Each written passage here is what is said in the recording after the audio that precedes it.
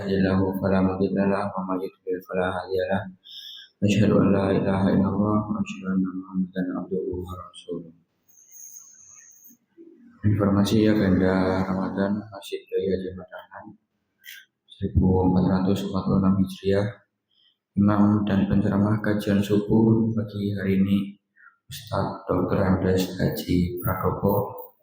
Kemudian kegiatan-kegiatan Ramadan di Masjid Kiai Haji Madahan, kajian jelang berbuka puasa, kajian jelang sholat tarawih, insya Allah nanti oleh Ustadz Idam Laipari, tadarus Al-Quran, dan Masjid Ahmad Dahlan juga menyelenggarakan i'tikaf 10 hari terakhir dan sahur bersama di 10 hari terakhir. Tangsau setiap hari Ahad jelang berbuka puasa. Takmir Masjid Kiai Haji Madahan juga menerima penyaluran zakat fitri, zakat mal, dan fidyah. Kemudian yang terakhir, infak tarawih tadi malam terkumpul sebesar Rp169.000, sehingga total dari hari pertama hingga tadi malam berkumpul sebesar Rp6.204.000. Terima kasih jazakumullahu khairan katsiran. Untuk memulai kajian subuh ini, mari kita bersama-sama membaca basmalah. Bismillahirrahmanirrahim. Sekian dari saya. Wassalamualaikum warahmatullahi wabarakatuh. Kepada Ustadz Dr. Andes Prakopo dipersilakan.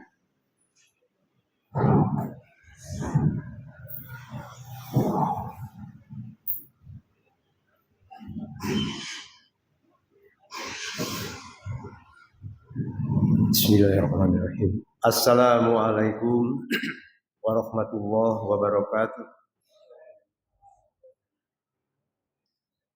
Alhamdulillahirabbil alamin.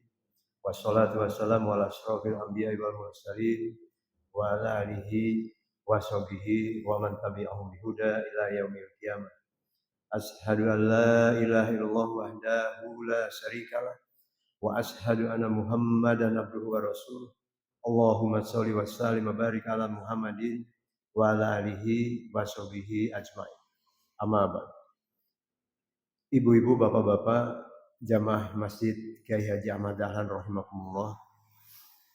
Alhamdulillah, hari ini kita sudah bisa menyelesaikan puasa kemarin hari ke-16, dan insya Allah mulai pagi hari ini sampai nanti maghrib kita menjalankan puasa kita yang ke-17. Semoga Allah senantiasa memberikan rahmat hidayah karunia kepada kita sekalian dan kita patut bersyukur. Semoga kita bisa menyelesaikan satu hari ini dan kemudian kita berdoa lagi bisa menyelesaikan puasa Ramadan ini sampai setidaknya 30 hari ke depan.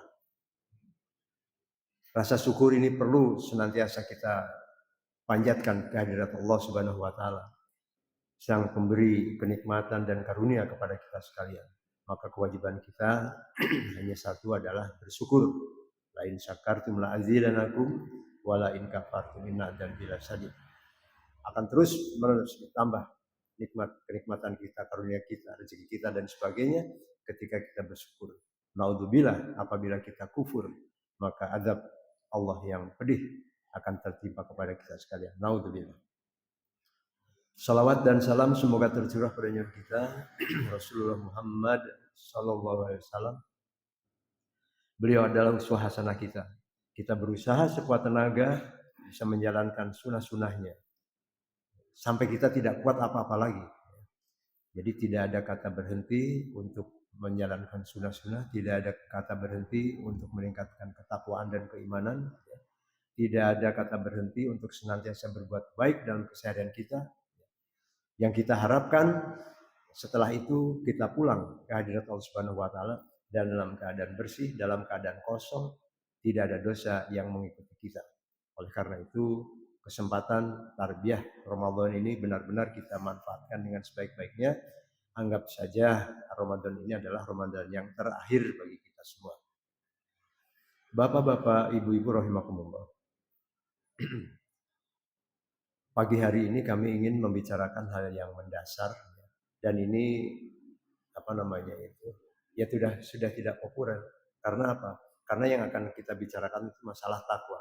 Ibu bapak sekalian sudah kerap mendengar kata takwa, ya saya kira. Apalagi bapak-bapak itu setiap Jumat pasti mendengar kata takwa. Pesan-pesan takwa itu memang harus menjadi rukun di dalam Jumat. Pesan takwa itu harus keluar. Sampai-sampai diangkat di dalam hari Jumat selalu senantiasa. Ada apa dengan ketakwaan itu? Yang pertama, takwa itu akar katanya wako, dan yaki takwa. Jadi artinya itu menjaga, menjauhi, dan menghindari. Menjaga apa? Menjaga supaya kita ini semua terhindar dari perbuatan-perbuatan yang dilarang oleh Allah Subhanahu wa taala. Atau kita senantiasa takwa itu adalah ketaatan kita kepada Allah Subhanahu wa taala untuk menjalankan segala perintahnya dan menjauhi segala larangannya. Itu kata takwa seperti itu. Oleh karena itu, betapa pentingnya ketakwaan itu berada di dalam hati sanubari kita. Mulai kapan ada takwa di dalam hati kita, di dalam hati sanubari kita? Kok muncul ada takwa? Takwa itu muncul ketika kita mengimani yang sangat dalam, sangat mendalam. Konteks ini adalah mengimani tentang keimanan kita, iman kepada Allah. Ada rukun iman itu yang kita mendalami betul. Iman kepada Allah berarti Allah itu benar-benar harus kita harus kita mengabdi kepada Allah dengan serius, dengan sungguh-sungguh, dan dengan penuh keyakinan. Artinya kita mentauhidkan Allah Subhanahu wa taala. Tidak ada yang lain yang harus kita ibadahi kecuali Allah Subhanahu wa taala.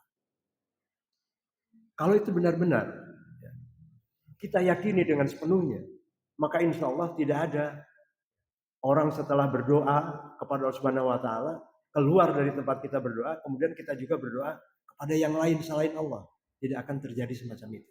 Karena kita benar-benar mendalami. Dan semua unsur keenam unsur iman itu, kemudian kita dalami dengan serius, maka akan muncul ketakwaan dalam diri kita masing-masing. Dan ketakwaan ini senantiasa terus-menerus harus dijalankan, harus diingatkan, harus senantiasa kita melakukannya dengan baik. Ya ayyuhalladzina amanu taqullaha haqqa tuqatih wa la tamutunna illa wa antum muslimun. Wahai orang yang beriman, bertakwalah kalian kepada Allah dengan sebenar-benarnya takwa. Dan jangan mati kecuali dalam keadaan Islam. Ini sebuah pesan yang sangat mendalam. Pesan oleh Allah Subhanahu wa taala bagi orang-orang yang beriman. Jadi dasarnya itu karena iman kemudian muncul takwa. Maka pesannya orang yang beriman bertakwalah kamu kepada Allah dengan sebenar-benarnya. Jadi ketakwaan kita itu jangan menjadi ketakwaan yang abal-abal, separuh-separuh.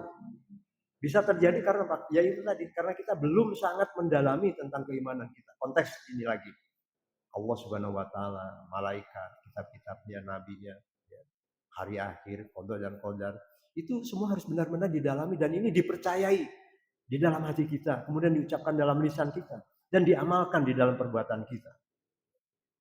Insya Allah maka ketakwaan kita akan ketakwaan yang menjadi ketakwaan yang sempurna dan itu jalan terus. Karena dengan ketakwaan itu Allah itu memberikan apresiasi kepada kita semua. Kita akan dimuliakan oleh Allah Subhanahu wa taala. Di antara kita-kita ini, yaitu siapa? Yaitu orang yang bertakwa. Inna akramakum indallahi atqakum. Jadi orang-orang yang mulia di sisi Allah itu adalah orang-orang yang bertakwa di antara kita sekalian. Jadi kalau kita bergerombol begini, semuanya bertakwa, maka insya Allah semua akan mendapatkan kemuliaan. Tapi kalau di dalam yang gerombol ini hanya sebagian saja, yaitu yang bertakwa itu saja, yang bertakwa itu yang akan dimuliakan oleh Allah Subhanahu wa taala. Jadi bahasa gampangnya itu semacam itu. Maka kita memang harus bertakwa. Ya. Kemudian apalagi apresiasi? Wa mal hayatud dunya,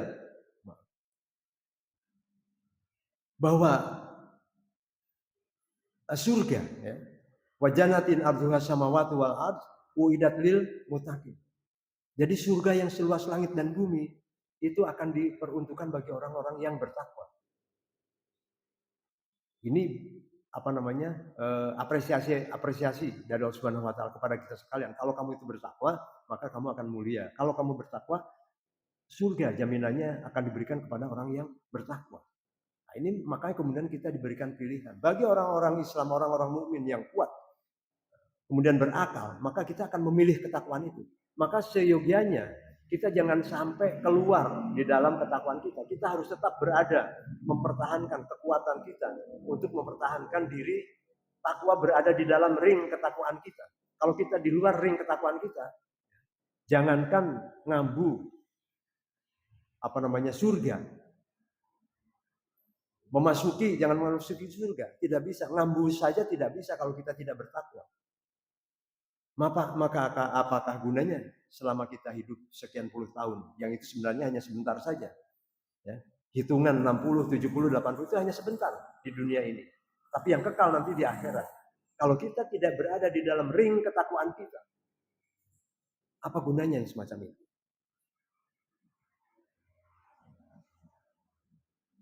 Saudara-saudara sekalian jamaah Masjid Kaya Madalan rahimakumullah. Maka benar-benar perlu kita ingatkan, fungsi dari pengajian itu adalah senantiasa selalu mengingatkan. Meskipun kita sudah tahu, ya kita diingatkan kembali. Karena apa? Karena kita itu tempatnya lupa. Manusia itu tempatnya lupa. Jadi perlu diingatkan lagi. Lupa lagi, ingatkan lagi. Maka banyak-banyaklah mengikuti pengajian, mengikuti kajian. Supaya apa? Supaya keimanan kita itu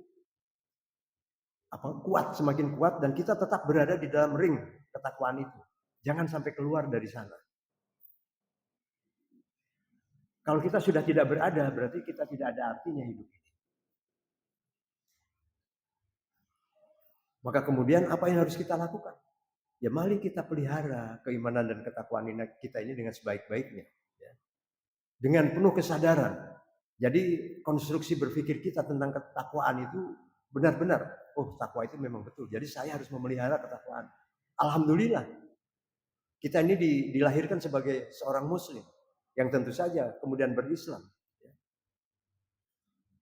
Dan kemudian beriman dan bertakwa. Banyak di luar orang-orang itu yang masih mencari Tuhannya dan sebagainya. Baru ketemu ternyata Islam yang sanggup untuk memberikan mempercayakan kehidupan mereka itu, ternyata Islam yang benar-benar agama yang sempurna. Yang perlu kita juga ikut memeliharanya. Kita jangan merasa sudah cukup sebagai seorang muslim yang dilahirkan dengan kemuslimannya, tetapi kita terus belajar supaya keimanan ketakwaan kita itu benar-benar tertancap di hati sanubari kita ini. Dan kita tidak akan tergoyahkan. Banyak orang-orang tergoyahkan ya, begitu Islam kemudian dia beralih tidak Islam. Itu sangat banyak sekali. Juga tidak sedikit orang yang tadinya tidak Islam kemudian masuk Islam karena dia mendapatkan hidayah.